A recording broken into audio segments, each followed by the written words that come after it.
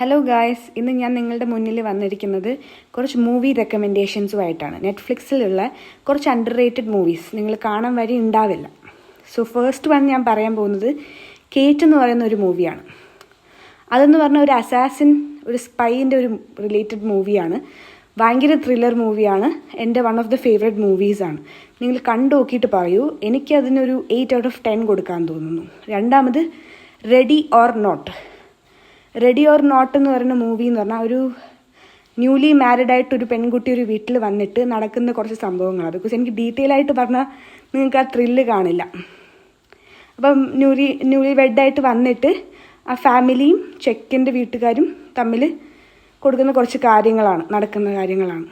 അതൊരു 8 out of 10 തന്നെയാണ് ആ മൂവിക്ക് ഞാൻ കൊടുക്കുന്നത്. ഇതും നെക്സ്റ്റ് വണ്ണും ഒരു ത്രില്ലർ മൂവി തന്നെയാണ്, which is the shadow stray.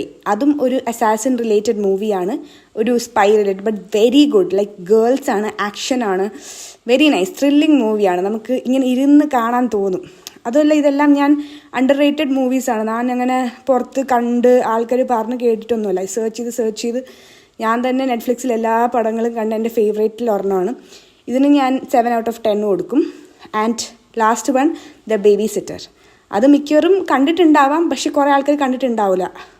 പുതിയതായിട്ട് വന്ന ഒരു മൂവിയാണ് the baby sitter from Netflix. അതിനും ഒരു 8.5 out of 10 ഞാൻ കൊടുക്കും. അതും എന്താ പറഞ്ഞാൽ ടീനേജേഴ്സ്, സ്മോൾ കിഡ്സ് അവരെല്ലാവരും കൂടെ ചേർന്നിട്ട് ചെയ്യുന്ന ഒരു പരിപാടിയാണ്. ഒരു ദിവസം ബേബി സിറ്ററായിട്ട് വന്നിട്ട് 1 night ചെയ്യുന്ന കുറച്ച് കാര്യങ്ങളാണ്. വെരി ഇൻട്രസ്റ്റിംഗ് മൂവിയാണ്.